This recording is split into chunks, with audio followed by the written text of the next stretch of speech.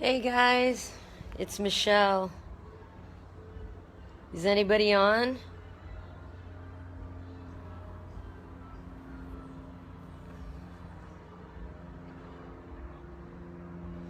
Anybody out there wanting to talk politics?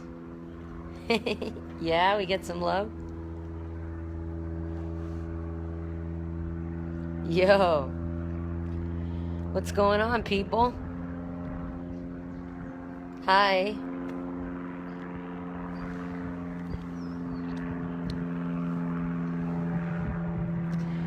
So, anybody in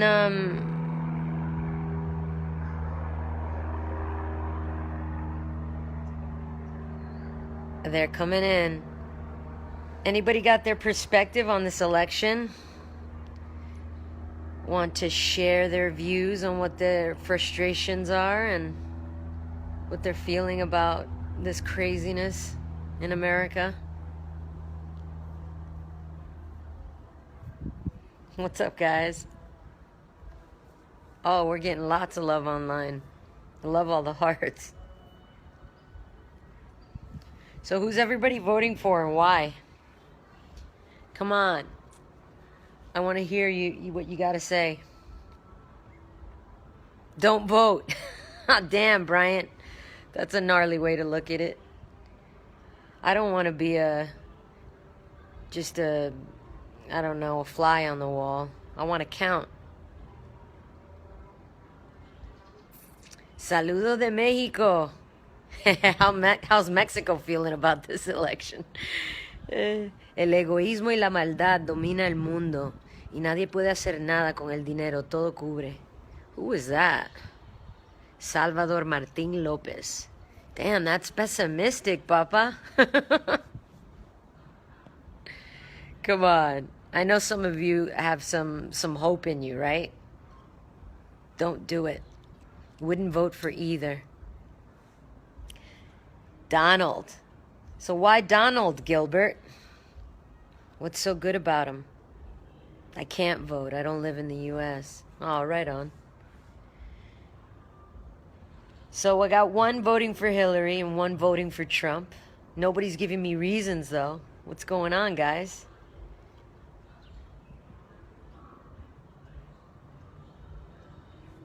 Oh, we got some people from Chile hollering in. What's up, Lee? I think this election is sort of an incident of our two-part system. 30 years plus of backbiting politics. Biting us in the ass right now. That's from Sean McTiernan. Yeah, I feel that. I mean, it's not all hopeless, guys, is it? Do you think? Shout out to Sydney, Australia. Diane. You guys had a female president over there.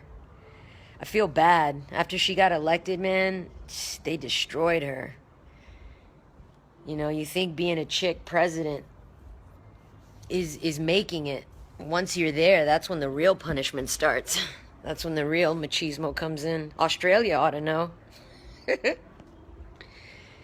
What's going on, Elizabeth? Kevin, Jesse? Come on, guys. What do you got to say? I know I steal your picture. You're so proud. Oh, you're sweet. Thank you. So you're voting for Hillary, Michelle. Why? Can you explain? What's the deal? Can somebody give me their views? I want to hear.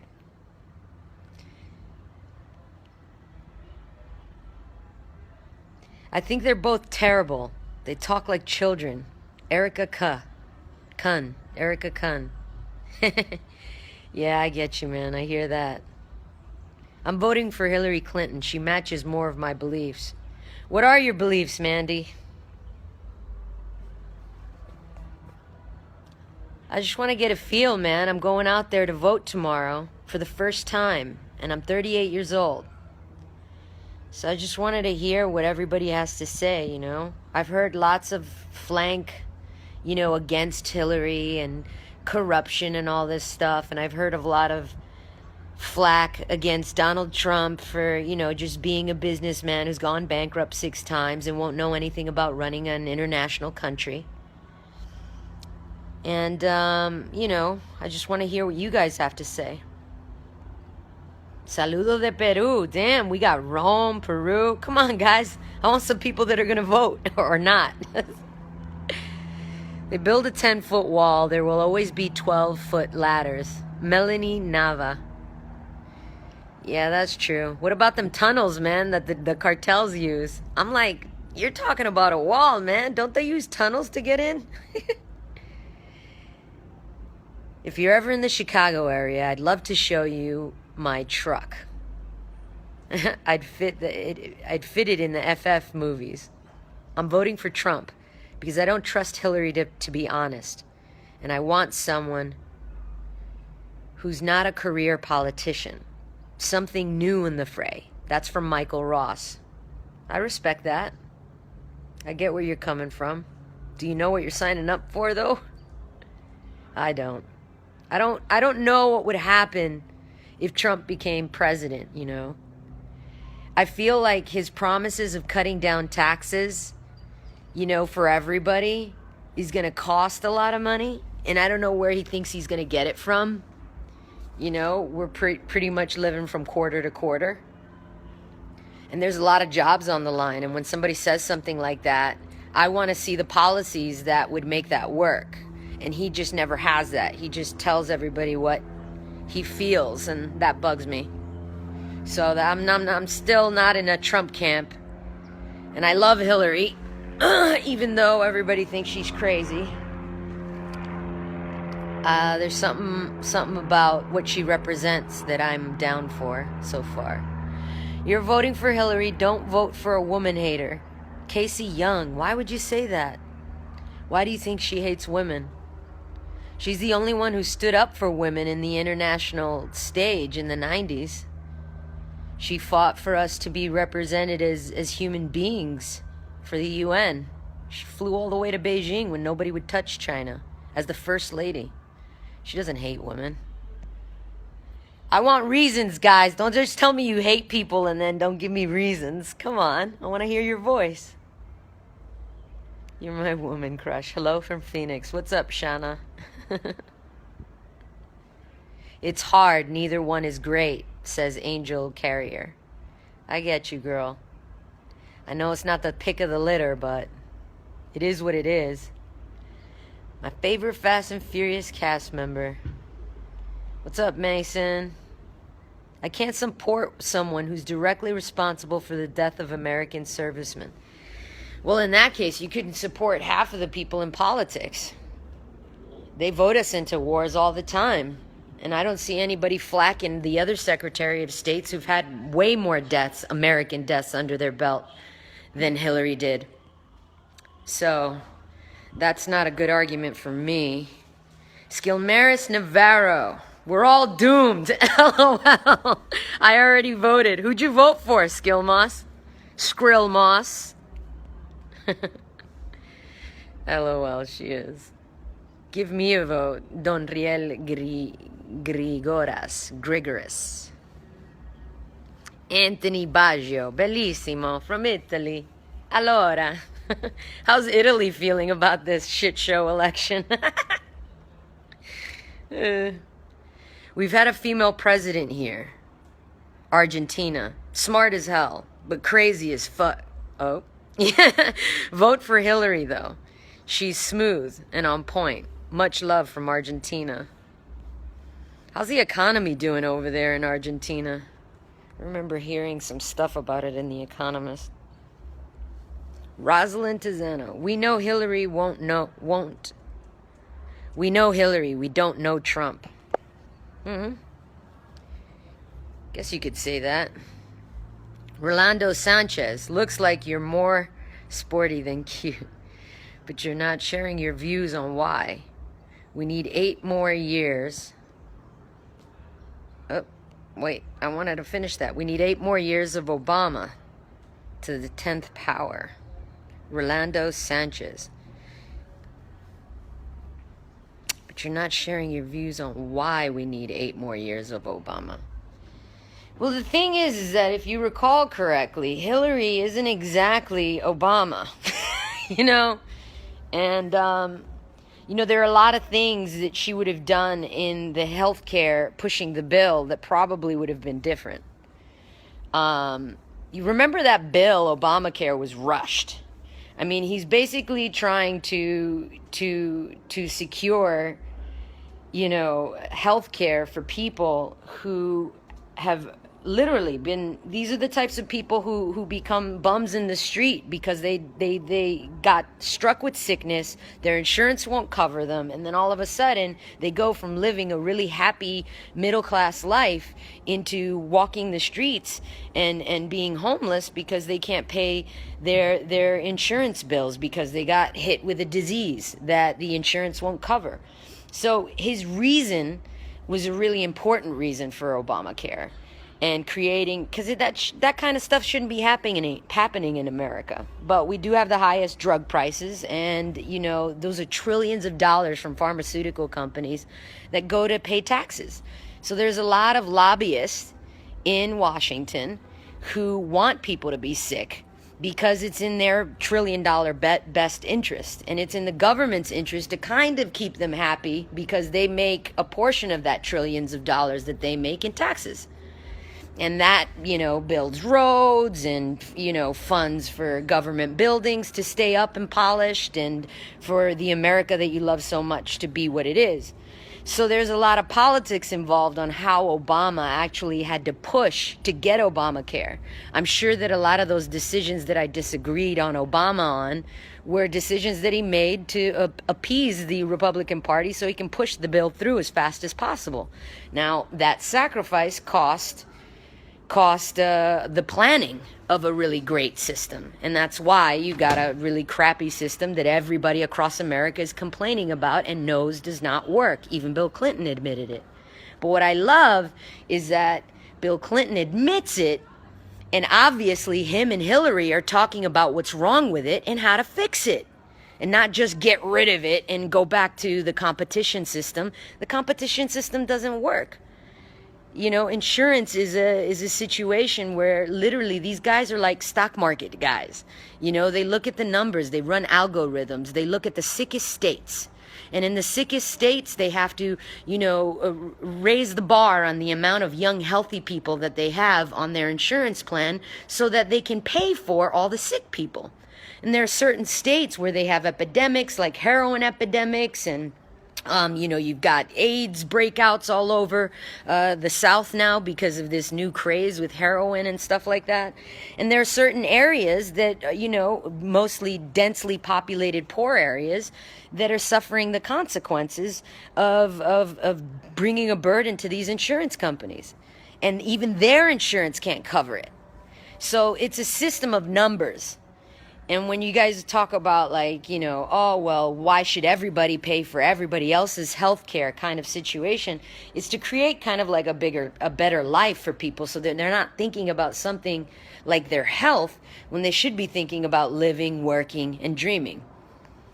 And, systems around the world that actually work are systems that help people's health. I feel like Obamacare has good intentions. It's just not a system that works. And I think that Hillary Clinton knows that and plans on fixing it. That's my view on it. But, you never know until somebody's in office and then they screw you, with some new rule or legislation. And you're a small business and you have to fire people like my buddies in Nevada. My buddies in Nevada had to, with all these new rules, Dodd-Frank and some other Obamacare legislation, they had to fire some people.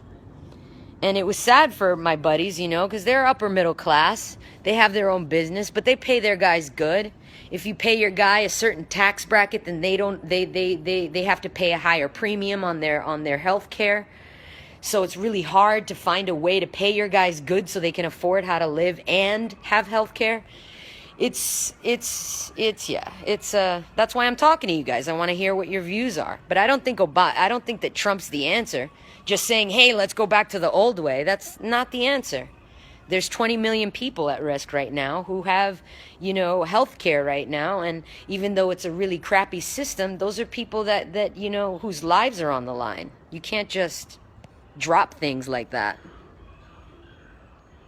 From the BX, I'm voting, but it's hard to tell who to vote for, says Chino Izari. Hillary is going to take away the First and Second Amendment. And Trump is going to blow us up pro-war. I don't know what I'm going to do. I'm stuck. Chino, Hillary is not taking away the Second Amendment. Okay? She can't.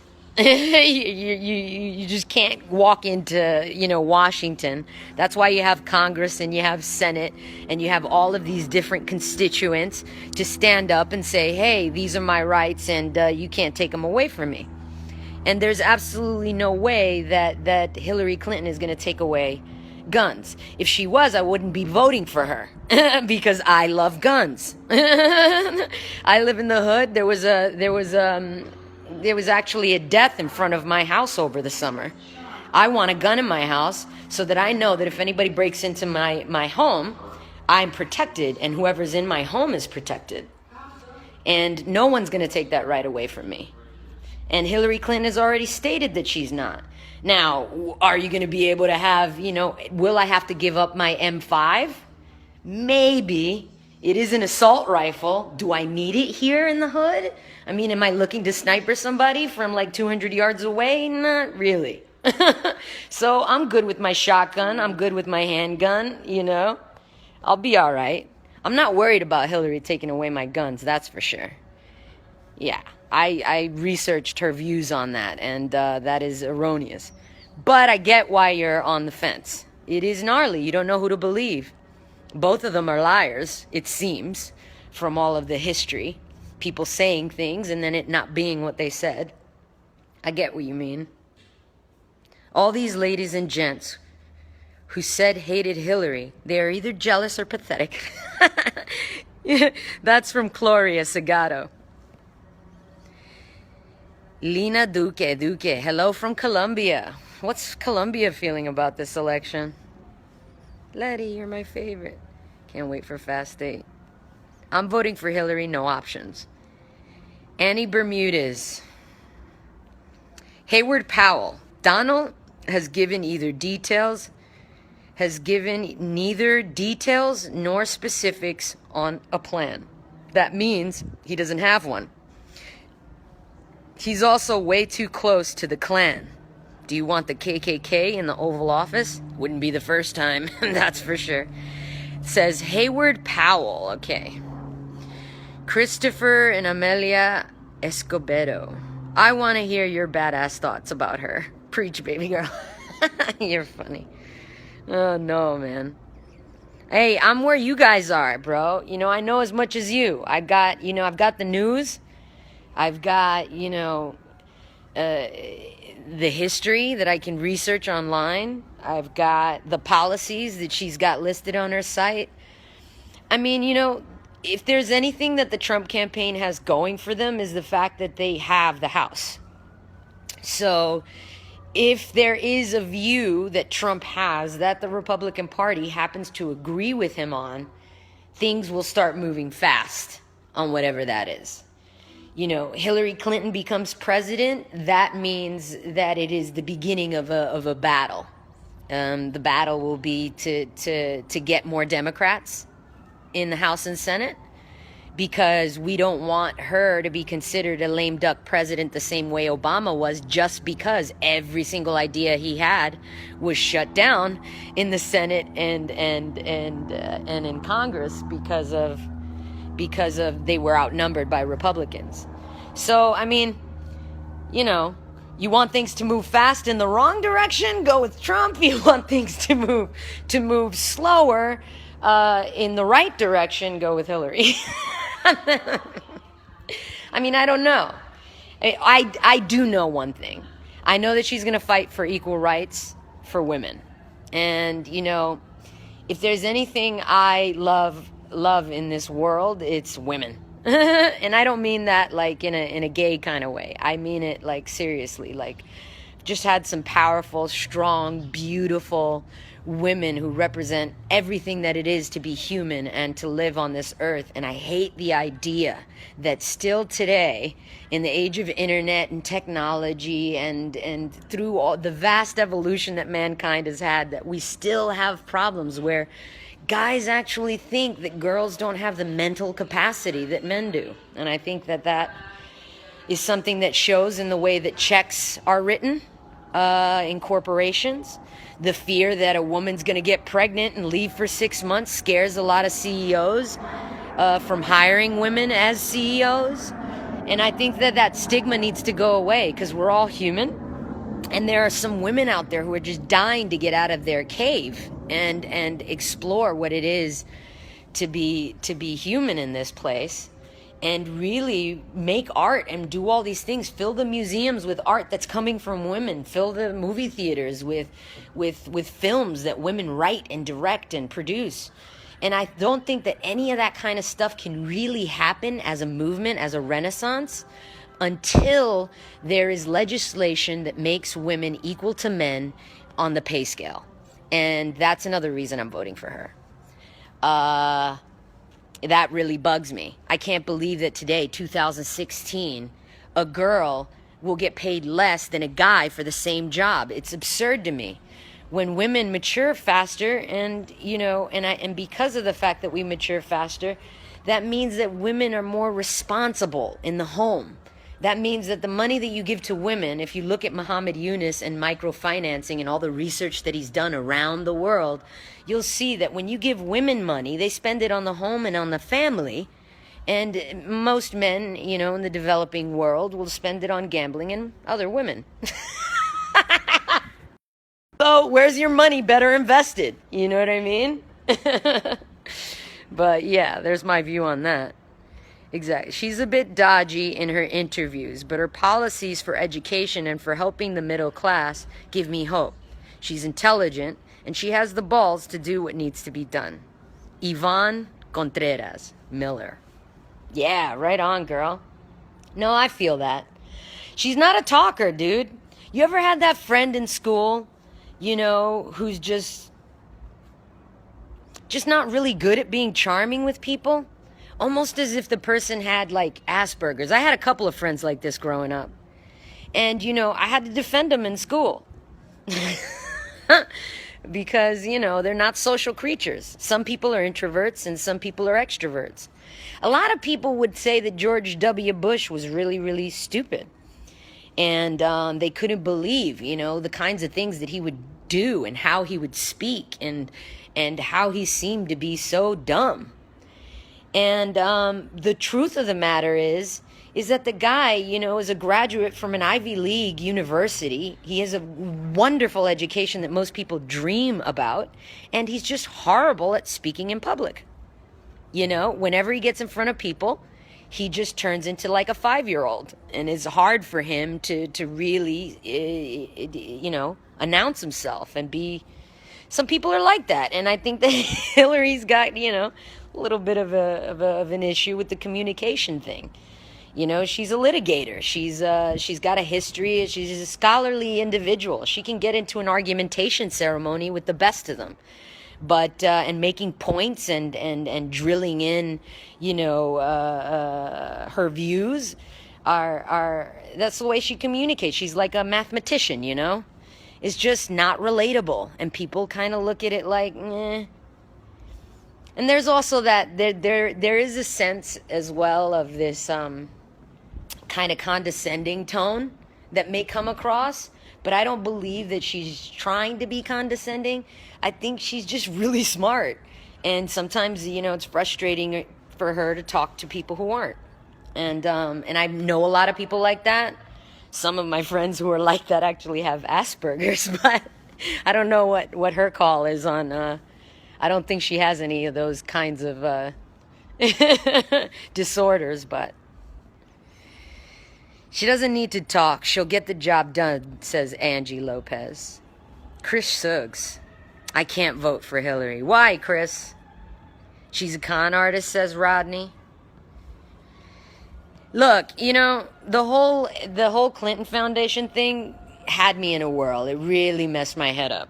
And, and I tried to understand, what could a person possibly be thinking when situations like what happened in Haiti happened, and how can you have a foundation that where the money isn't being used for what it's meant to be used, which is what the people's intention was, is to help the people in Haiti. And there are a lot of situations very similar to it. But I suggest this. I suggest research for a good 8 years what it's like to work with NGOs, and how you would be so surprised that anything from the World Wildlife Federation to the Red Cross, when you get to a level where you are such a big foundation that people are giving you hundreds of millions of dollars, many times the subsidiaries, the individuals working underneath the umbrella of the Clinton Foundation, are the ones that have to be taken care of. And you find an overhead for most of these big giant NGOs to be like 80 versus 20 going to the actual cause. So 80% just to cover your field operations.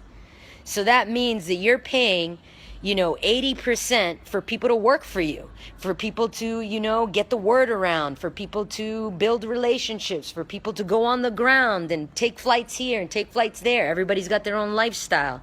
If you want it to be successful, you need to run it like a business. So you got CEOs, you got CFOs, you got people, who are trusting other people and giving money to NGOs that don't actually do the job.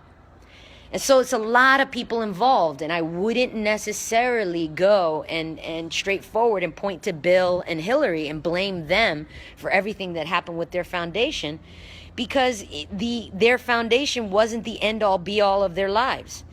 I can tell you that for sure Bill Clinton wasn't spending 24 hours a day on the Clinton Foundation, maybe in the beginning, but towards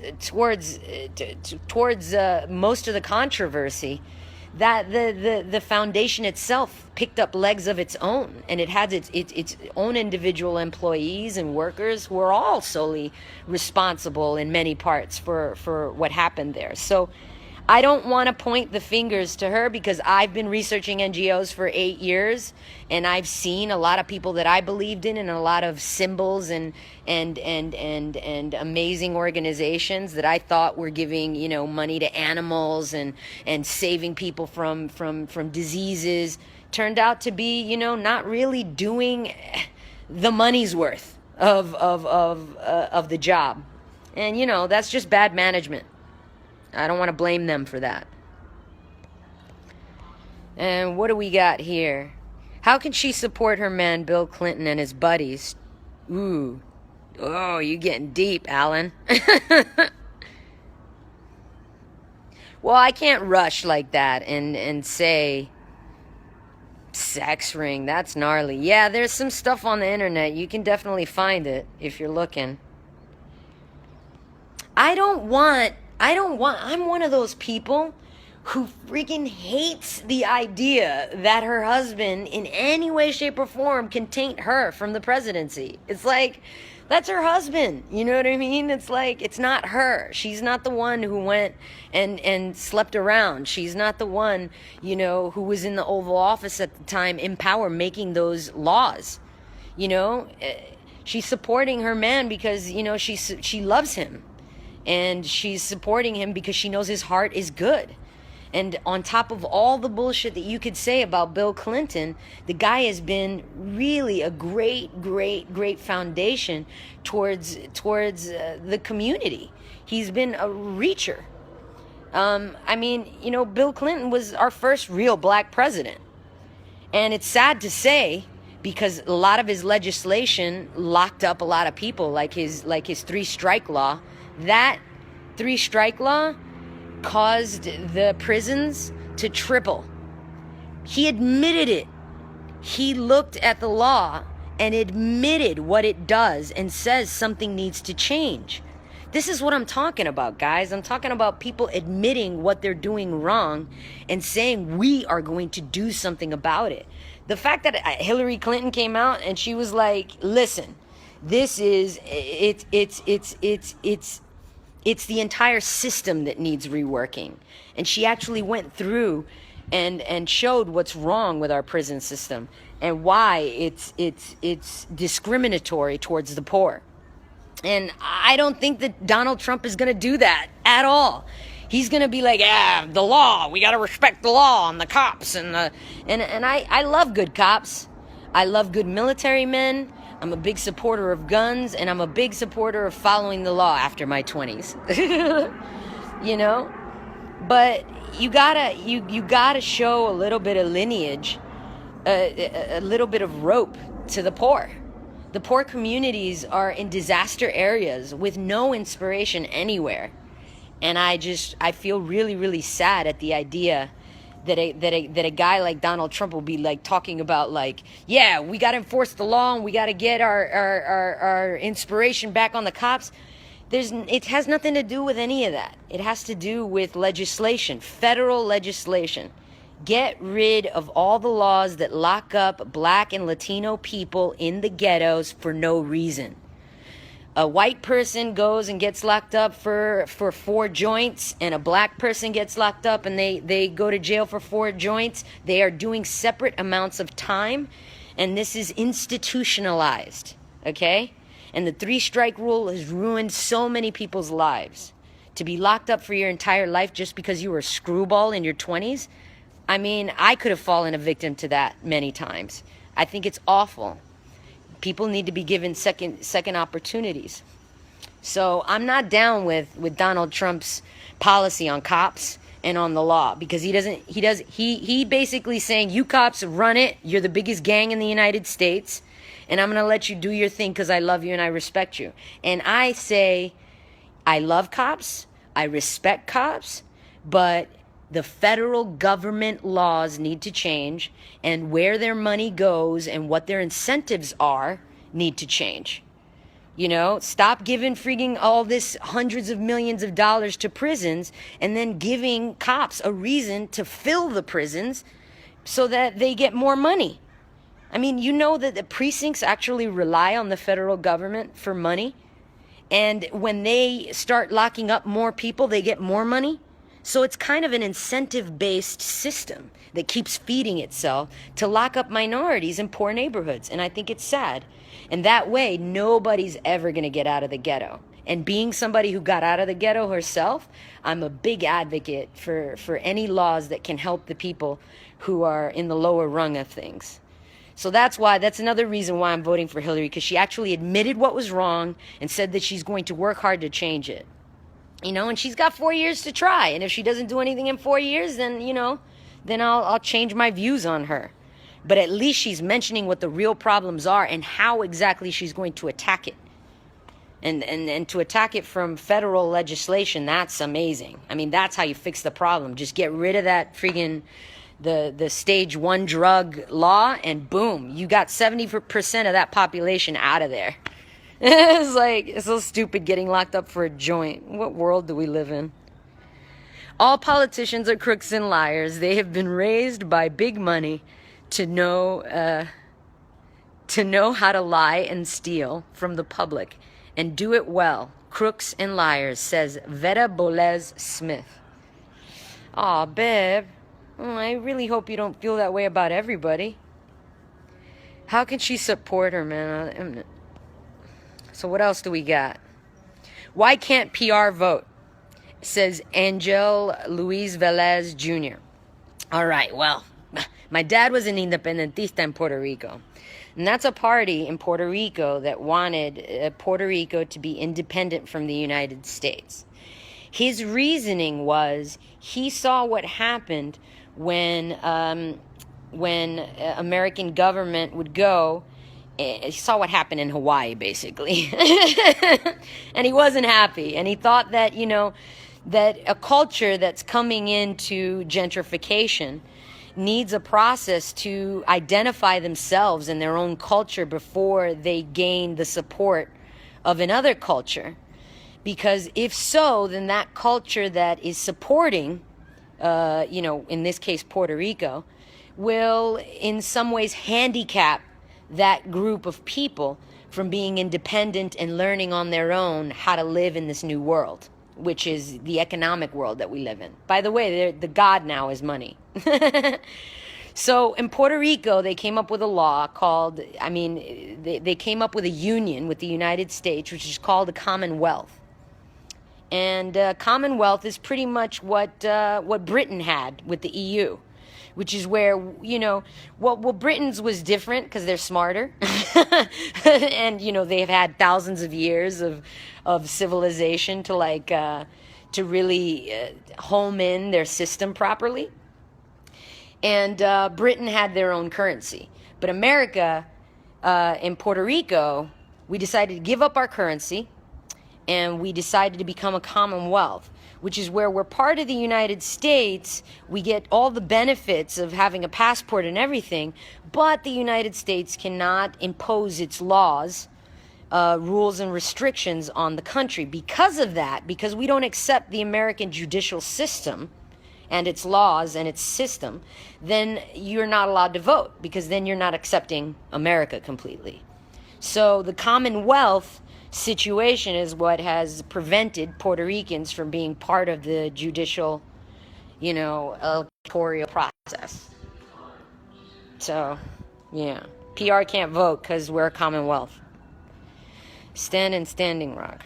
Hillary Clinton isn't a DAPL, but doesn't want to talk about it. Isn't for the D... What's the DAPL? Enlighten me, Cleo. People don't research. Speak the truth. Go, Emma. Aw, Timothy. Thank you. I think she's only running to get Bill back in office. Tejuan Johnson. Tejuan, I think you're wrong about that. I think Hillary Clinton is an ambitious monster. And I mean that in a good way, in the best way possible. I think that the last thing on her mind is putting her husband back in office. And I think that while he was in office, she was looking at every single thing he did wrong so she wouldn't repeat it when she goes into office. 100% more destruction with Team Clinton and Obama. Why do you think that, Lucy? What have you been reading or listening to? Fox? I'm from Toronto, Canada. Our government is great, but we have our pros and cons when it comes to women running the show. All the best to Hillary. Javier Roca. Yeah, man, I like your prime minister over there. He's dope. Maximus de Jesus. Andy Black. What's going on, guys? Again, maybe skewed.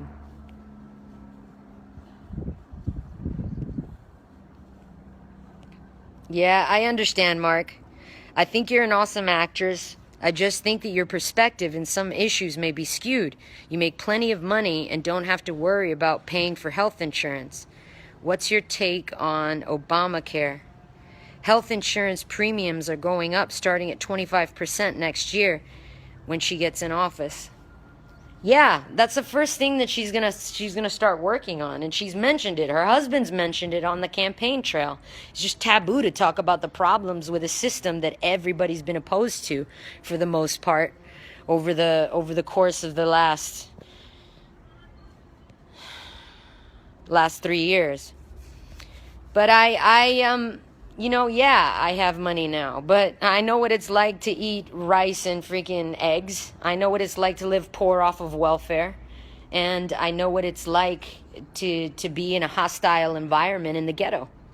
So I'll never forget that. And that's why I'm a down-to-earth biatch, is because I know that I'm going to go back in the ground like everybody else. And so when I think about a situation, I try to put myself in the shoes of the people who are living the situation before I judge it. So yeah, of course I'm departed and I'm comfortable and I'm this and I'm that, but at the end of the day, when I'm talking about issues like Obamacare, it's hurting me more than anybody, because it's the upper middle class who are going to get hit with all the bills. In California, I had a bunch of friends move out of California when the income tax came in. It was like an extra 13%, And people in my tax bracket, I give up half of what I make, and that's not including lawyers and managers and all the other money. So when you see a number, take 25% of that number that I'm getting paid, and then that's what I make. And I'm still voting for somebody who's going to hike up my taxes like Hillary Clinton. You know why? Because when California, after 2008, was on the verge of bankruptcy, that income tax put us at a surplus now. And, you know, it helps to have Silicon Valley and be in the because of those taxes over there in Silicon Valley. I mean, it pretty much took care of the whole took care of the whole state. But, you know, we're at a surplus now, and it's because people divvied up. They put up their cash, and you know, things are getting paid, bills are paid. And I don't mind that.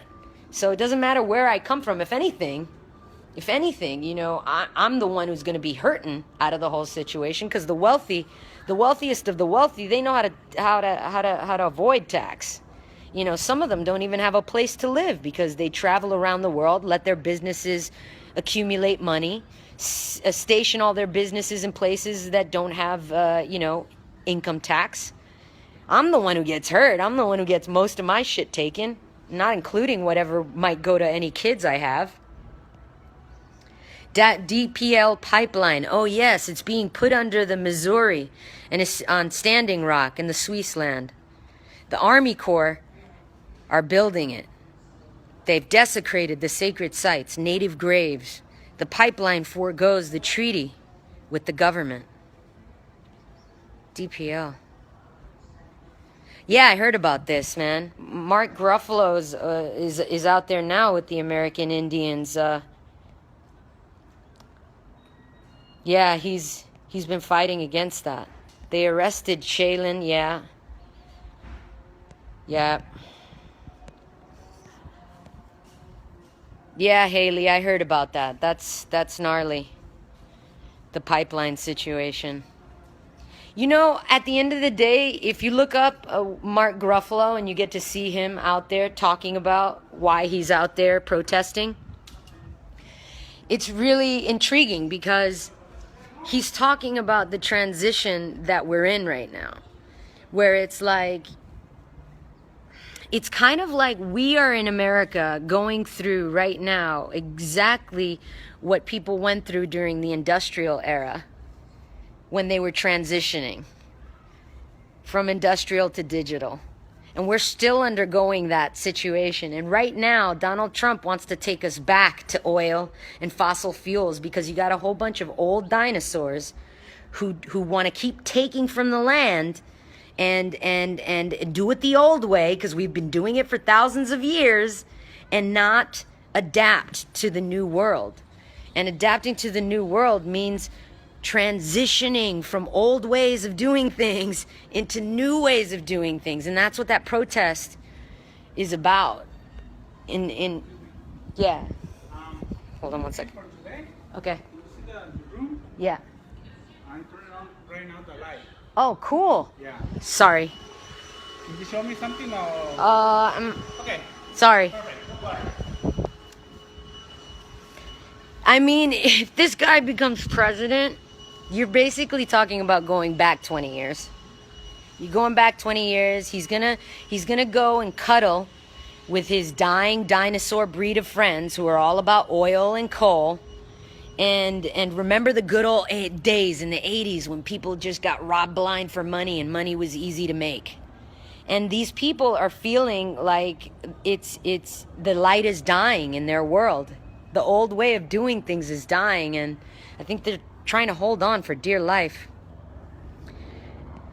I'm voting for the candidate that supports the legislation of marijuana and increasing minimum wage to $15.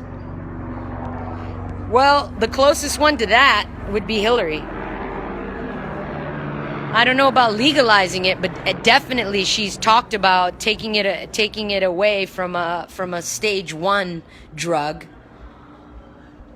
which is used to target minorities in poor neighborhoods. Sorry guys, I missed you there for a minute. I hate politics. Everything has a point. Just hate that we live in a society where it's poor against rich, says Lorena Maribel. Anna Versus says, come on, girl, what are you saying? Our jobs are disappearing to other countries, and you're selling us Hillary? Anna, I get what you're saying, but it's inevitable. It's not just that your jobs are going to go to other countries. Your jobs are going to be automized. There are already computers that are taking away the jobs of accountants and lawyers. Imagine you go to school to be a lawyer, then all of a sudden that job that you're supposed to get, where you're working at a law firm for the first 2 years doing legislation work, removed. People used to use that to pay for their tuition. And that's gone because an algorithm can now do what people used to sit in offices and did when they got out of law school. So you're talking about a change across the board. This is seriously adapt or die. And it's not Hillary's fault. You can't blame her for everything. She's just trying to adapt the country and get it ready for tomorrow. It's gonna happen regardless. If you want to crawl to the finish line with Donald Trump, I mean, I get that. But so should I go up and check it out? Okay. Yeah. Sorry. But that guy, I'm telling you, man, it's like you need the youth needs to get involved. But they're gonna need to be nurtured. Education has to be, taken care of. Yeah. I'm not saying Hillary's said anything exciting about education. That's why I'm talking to you guys, see what your view is, but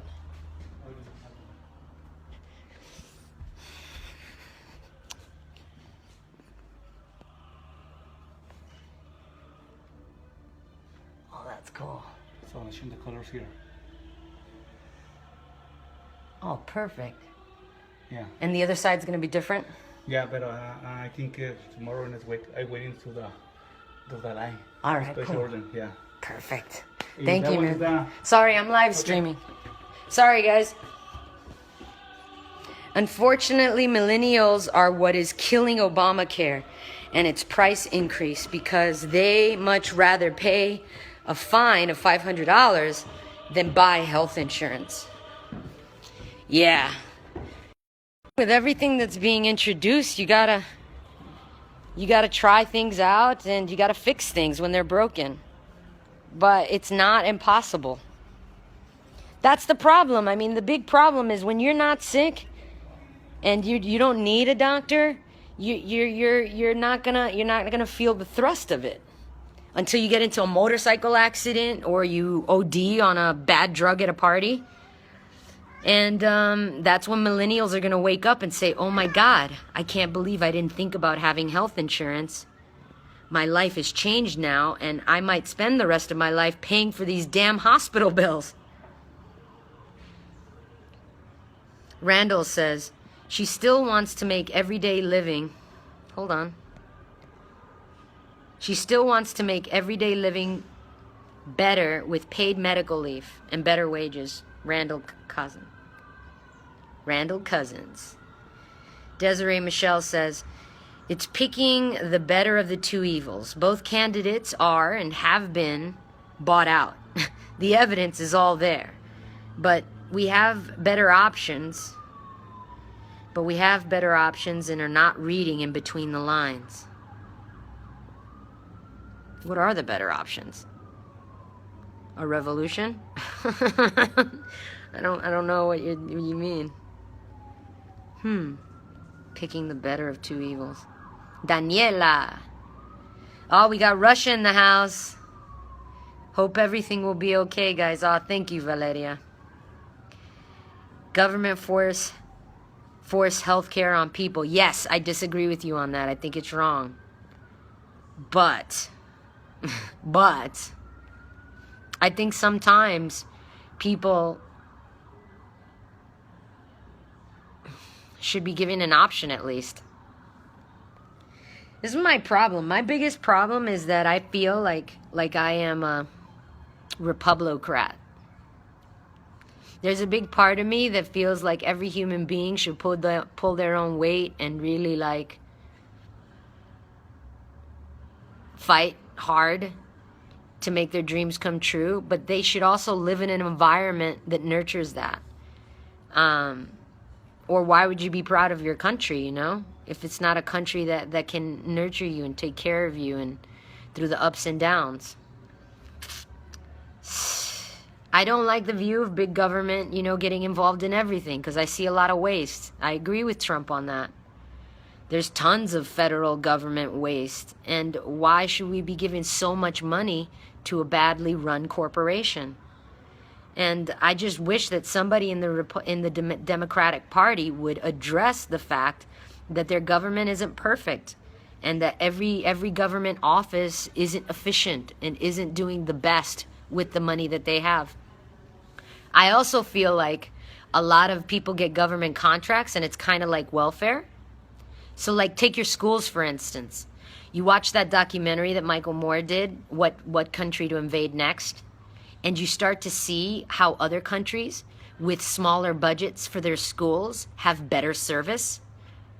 And you could have the same population of students and you can have the same amount of money, but you have better education over there, you have better food, you have better everything.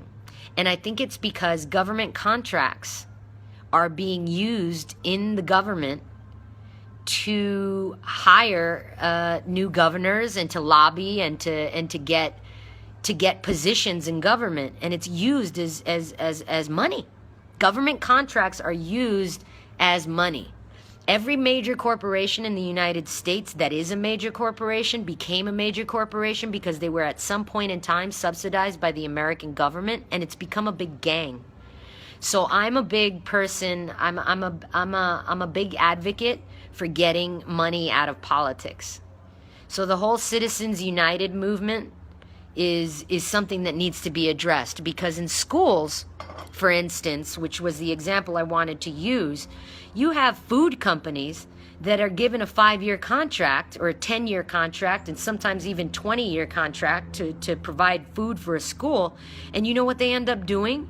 They end up trying to strip away as much quality in the food as they can so they can make more money out of their already stipend amount that they're going to get every year. So every individual with a government contract is kind of like sitting on their ass. Oh, I make 10,000 units of this. I make $10 million a year. How can I keep more of that 10 million and not put it into operations? And that's how you get shitty food in the cafeterias. That's got to stop, man. Seriously. So I'm all for Citizens United and the idea that the whole Congress and Senate can get together and say, hey, you know what? We don't want to leave for 4 hours every day when we're working just to beg people in our neighborhood for money. And we don't want to have to deal with lobbyists to make decisions for our people in our country. And I think that once that law goes in, I'll be a proud American. But I don't know who's going to enforce it. Is it going to be Hillary? Who's going to try to actually really do something about this whole Citizens United issue? Or is it going to be, somebody on the outskirts like Bernie Sanders, who's talked about it tons of times?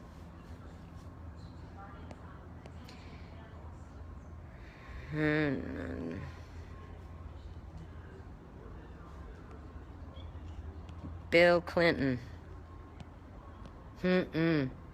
Yeah, I don't listen to anything about Bill, really. I mean, I used to like him as a politician. I think he's a great dude, but I don't think that he has anything to do with Hillary, really. I think that people should stop looking at him and judging her. Because if anything, she wins that battle every time. You don't find scandals like that with Hillary. It's not in her nature. She's too classy for that kind of stuff. They're all human, man. All those politicians are. It's my first time voting. I have to wake up at like 6 o'clock in the morning to go cash in my vote. And I don't know if it's going to really do anything. I mean, California is a mostly Democratic state.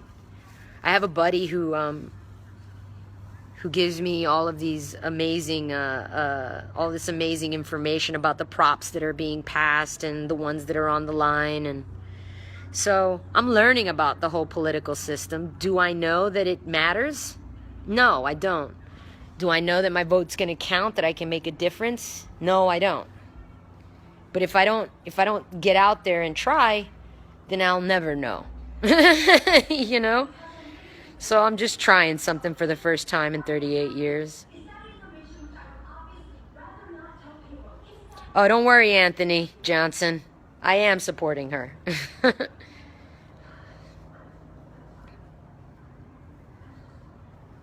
Michelle, you are so blessed in life. I am a former United States Marine. I served from November 4th, 2001 to November 5th, 2005.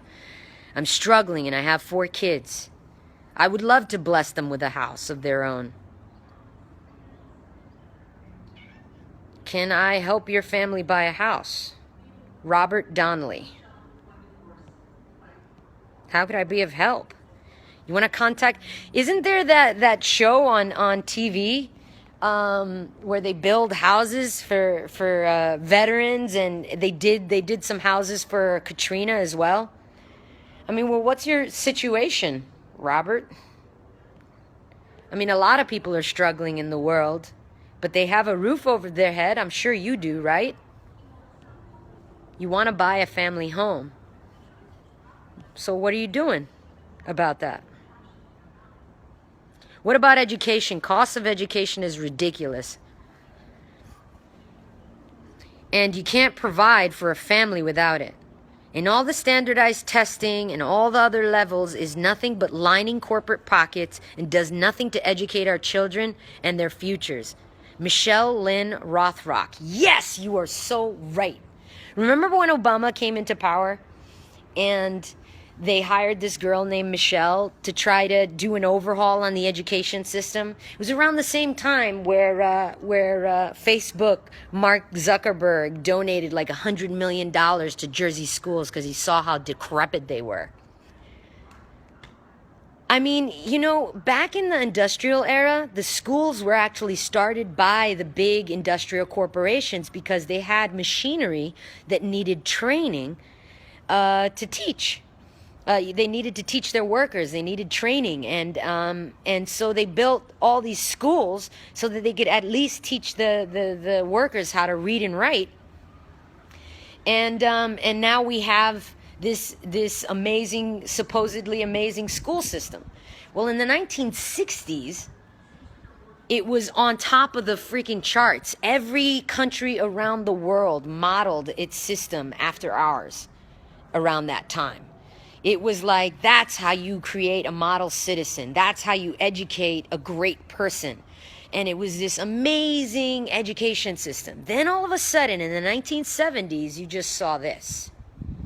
It was a downward spot. So while other countries got rid of standardized tests, and they got rid of everything that made their education system crappy for the new times, which was the 80s and 90s and what we see today, America stayed the same. It didn't really evolve.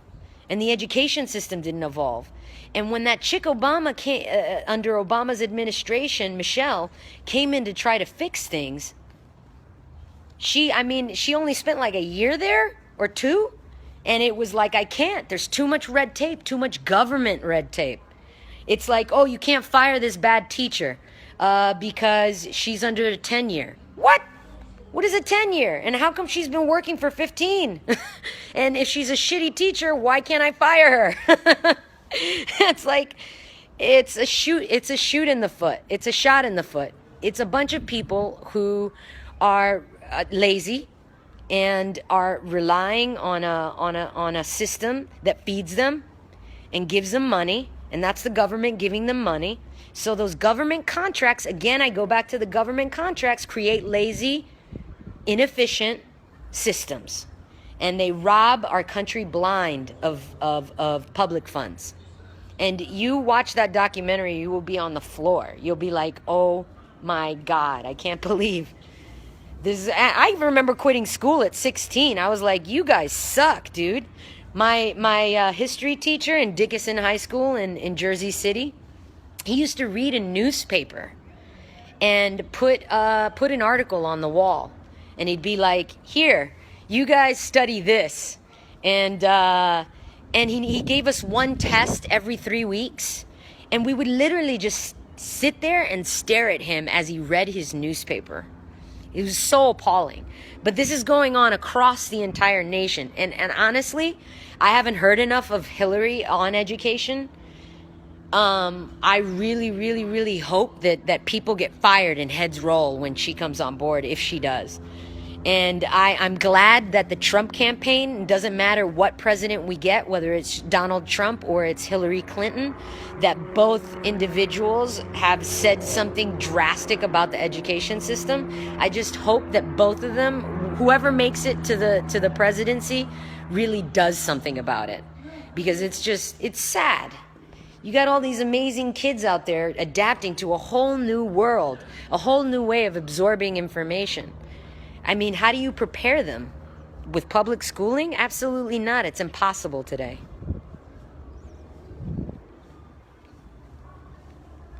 They're both not an ideal choice for president, but if we have to choose one, Hillary seems to be the better choice for our country. They both have been exposed to doing shady things, but in the grand scheme of things, she has much more experience with politics than Trump and seems to just be a better fit. That's from Jessica Barad.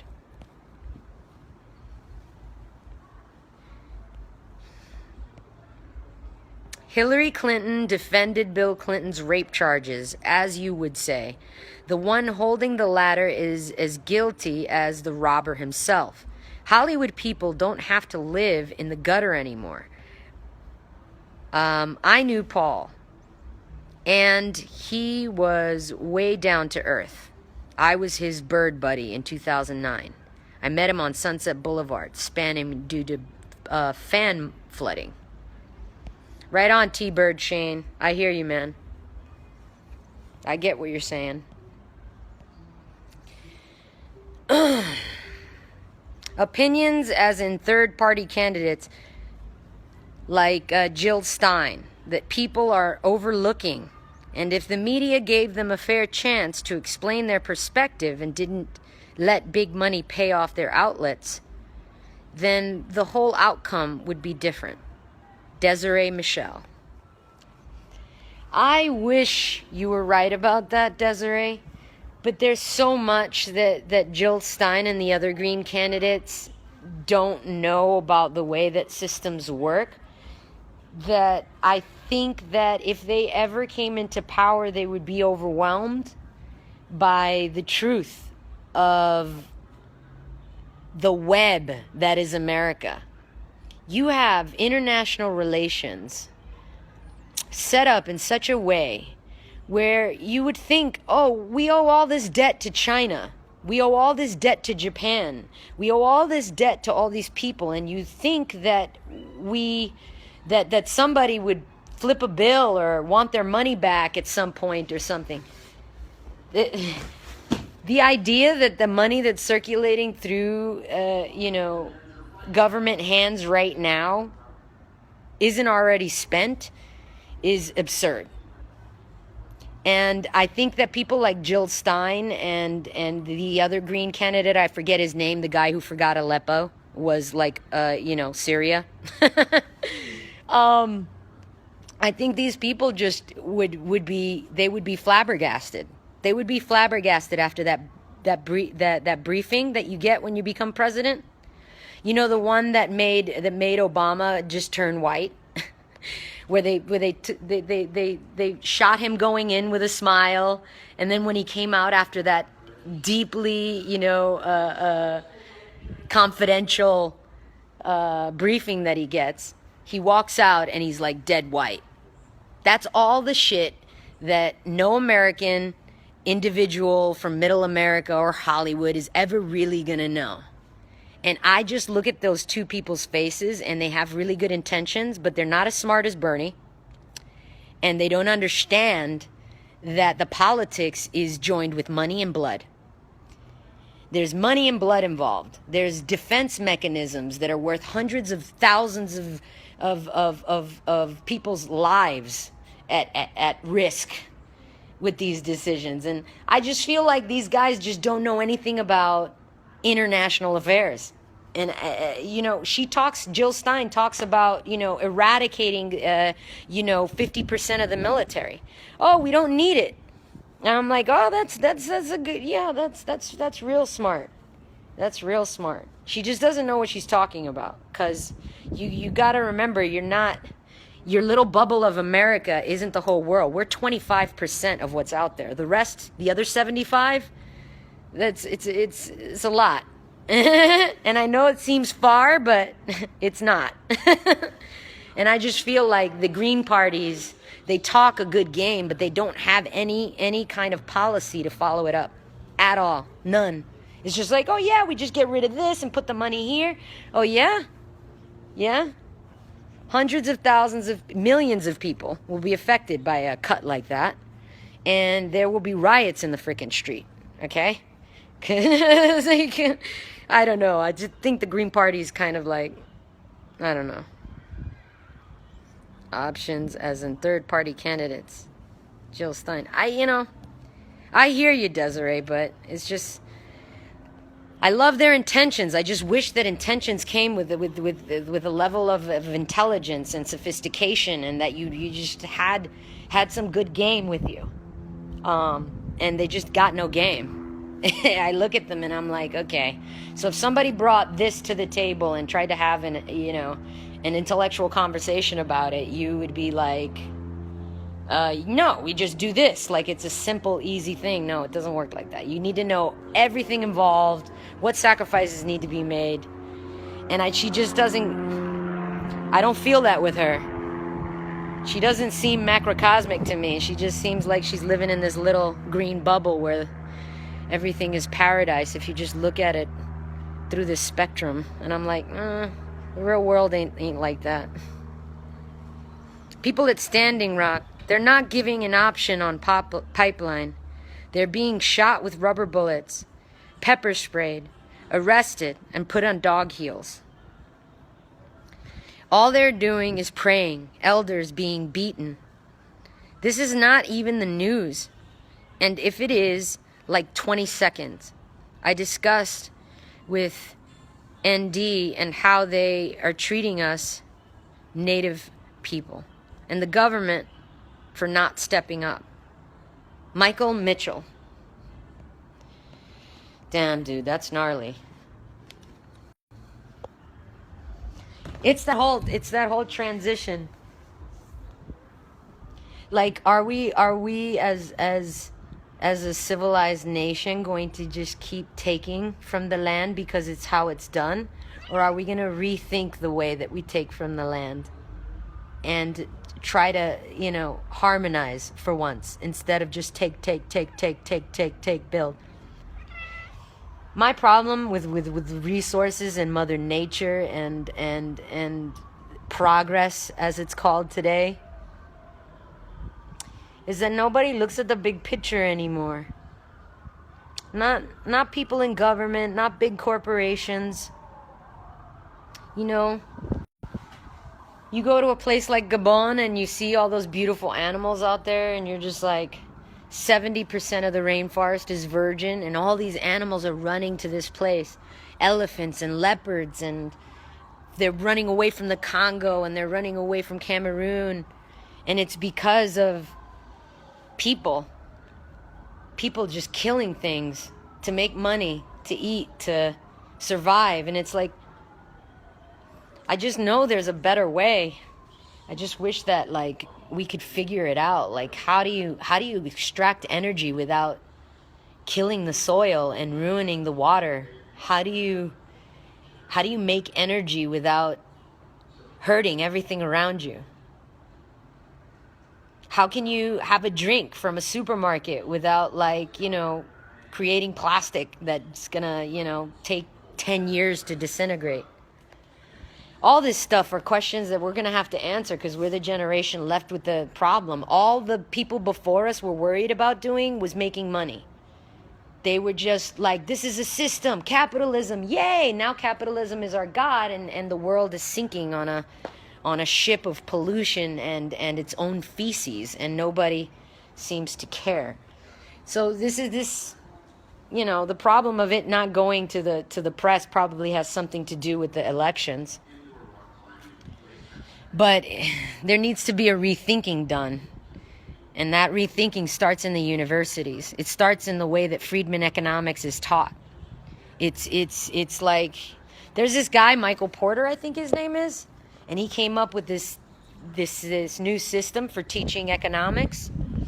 And it's a system of shared interests, where like a corporation, a shared value, I think he calls it, where like a corporation will model the way that it works and its entire, business process mechanism is designed so that you are taking into consideration a holistic perspective. What is my carbon footprint? How am I treating the people that work for me? That's the future. And I just don't think that we could fix it fast enough, because there's too many people programmed for greed and the dirty way of doing things, the fast way, the shortcut. I don't know. Something that really bothers me is that because a president stays in presidency for a short amount of time, they can only search for short-term solutions for important things. Meanwhile, we need long-term solutions. Beatriz Righetti. Yes, I think you're right about that, for sure. Yep. It's the carrot and the stick, man. All politicians are working with it. Oh, so sad. But it's tough, because imagine you get stuck with somebody who lied to get to where they're going, and when they get there, they're just horrible. Then imagine that person being, in power for an even longer amount of time. Wouldn't that be worse? I get it, though. I mean, we forget as citizens that we have a lot to say. So let's not give the elected green light to change our lives. Let's not give them the elected green light to change our lives. It's also about selecting the right local government officials and state officials, says Courtney Sherry. Yeah, I'm learning about that now. I mean, I've never voted in 38 years. I mean, decided to do it, I guess, because I want to try everything. Just so that I don't regret, later at least not being involved. Hiding behind my computer at home, just complaining about stuff and never really doing anything about it. You need to research how much land alternative energy would take up. It's not that much, and it costs drastically lower than the risk to the environment is, almost zero. Nancy McCullen. Juan Diaz. We can't forget the president can only do so much. Congress, the people, we vote in smaller elections that play big roles in major decisions. Yeah, man. That's so true. This election has been more crazy than any other. That's why we as Americans, that are also minorities, need to vote more than any time ever. The rhetoric that the Republican Party has put forth is extremely scary. Again, thanks, Michelle. I'm a fan, and now even a bigger fan. I love that you're speaking. You're wise. Oh, that's sweet. And we all need to hear your words. You're sweet. Anthony W. Johnson. Like Hillary is doing. She's lying about everything being hypocritical, says Kenny Haig. Pick your poison, man. Pick your poison. Don't talk carbon footprint with a vape in your hand. Come on, Jay Holmes. Don't call me out like that. Look, I quit drinking. I quit smoking, cigarettes. And I'm vegan. So, I need something, bro. I promise you that this carbon footprint isn't that bad.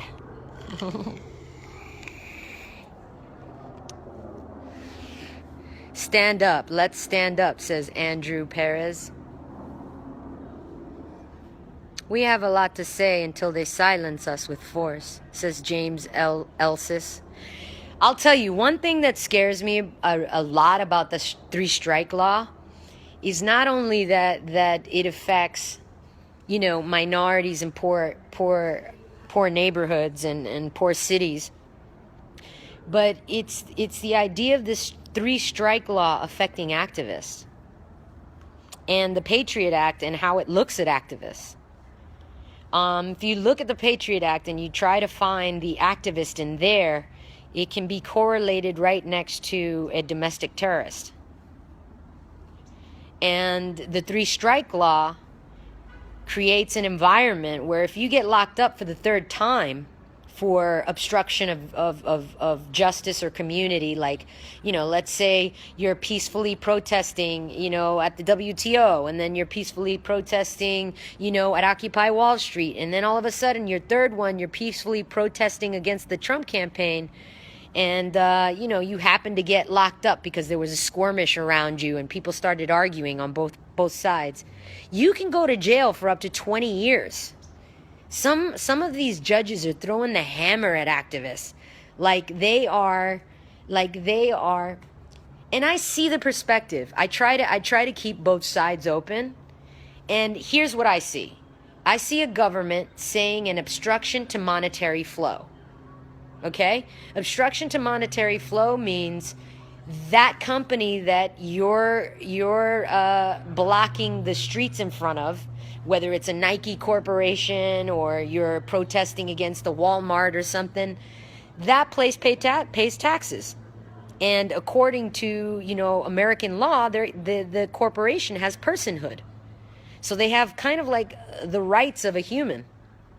And what bugs me about those three-strike laws is they use those three-strike laws, you know, big corporations and lobbyists, to combat activism. And it's activists trying to raise awareness and creating environments where they're blocking the streets and stopping the flow of traffic and things like this that could be considered an obstruction of monetary flow. And then boom, they're throwing the book at these people. I mean, imagine being an activist, somebody who wants to create a better world, hasn't hurt anybody, doesn't get into fights, doesn't go with weapons anywhere, and you get 20 years, bro. This shit happens in our country. And that to me is the scariest thing. I've never heard Hillary say anything about it, but it would be nice if she did, because I know that Bill admitted that three-strike law needs to be, you know, ratified or modified, and I hope that they do something about it. What do you think about the wall? Says Felipe Lesbic. What do I think about the wall? Not the album, the crazy wall. My dream is to go to North America, but I'm afraid of the future. Oh, the humanity. Dude, I don't know why you would want to come to North America when Tulum is so awesome. I just went over there for New Year's, and I was just blown away by the beauty. It is so gorgeous. And the water there, and the people there. Just amazing. I'd love to get a place in freaking Tulum, Mexico to retire to. That would be awesome. I'm kind of scared of the sea levels rising and hurricanes and stuff hitting different places that they never hit before. The corruption in Mexico is pretty gnarly. I had a couple of friends who had some hotels out there near Tulum, and their place has been taken by the own government after they paid and remodeled and opened up hotels and stuff, and they just took it. Yeah, I don't like places without law. I think law is really important. But I'm going there again for New Year's. It's a good place to have fun. I just wouldn't retire to a place without law. Not unless I get to pack. Ruiz Chavez, what do we got? Detroit, Michigan, in the house, Michelle. Much respect and love to you. You put opening up for the discussion, encourage others to get out and vote. I believe in humanity, human dignity, and mutual respect. So basic to me, common sense things. should be the focal point basis of our country and how it's run. Misty Lynn Malau Klinoski. I like that. You go, Misty. I like your view. Utopia. Do leaders even think about homeless people? What's going on with them? Victory. Tuladar. Yeah, man. I don't think they do. You know, grand majority of the homeless problem in the United States has a lot to do with mental illness. And that makes me sad. I have mental illness in my family. And when I see people in the street talking to themselves, and I know that it's because, their family obviously wasn't around to take care of them and nurture them, it hurts my heart. A lot of veterans too, come back with PTS, and then it transitions into a nervous breakdown, and you got a lot of veterans out there homeless. I hope one of the candidates takes some steps to better the situation, but that's where the healthcare thing becomes more of an issue. I say that, but then again, to be quite honest with you, I remember being in Canada, and we were there during the Vancouver Winter Olympics, and they have a social medical system where you don't have to pay for care. But what I realized is they were having problems subsidizing mentally ill patients. And so they couldn't keep them in the homes because there were too many of them in Canada. And they just ended up in the streets of, their version of Skid Row over there in Vancouver. And it was a big problem where, they were worried about the Olympics and having a bunch of homeless people right by where the Olympics was being staged, and whether it was a good look for Canada or not. And I think ultimately, it's about individuals and neighborhoods and communities really reaching out. There's a lot of homeless here in Venice, man. I mean, it's something that I tackle with. I might go to one of those community meetings, try to see what people are doing community-wise, because I think that's the only way to fix it. You can't expect big government to fix everything for you. And, that's a big problem. That's why I think big government has so much power now. People just don't want to do anything in their communities, and they don't want to step in and step up and help. And then that's why you get these massive problems. It's decay. It's that whole broken window theory. You see a hole in the window, then everybody thinks it's okay to break all the other windows. And then boom, next thing you know, you've got a slum. All right, I love you guys. I'm so glad that you shared with me, and wish me luck tomorrow. I hope the line's not too big for voting. And I'm glad you opened up to me. I wish there were a little bit more Trump voters in the fray here. I only saw a straggling few. But I guess it's because we have similar energy, and you guys are all about that love and not the hate. But there are some Trump supporters out there that I have as friends that are about love and just want change in government. And I respect them and I love them very much. And I'm grateful for them talking to me and telling me, how they feel about Obamacare and about all the problems that we currently have now that need to change, like education and so forth. So whatever candidate gets up there and becomes president, I just really hope that you care enough to show some love to this country, man. It could use some more love. All right, bye, guys.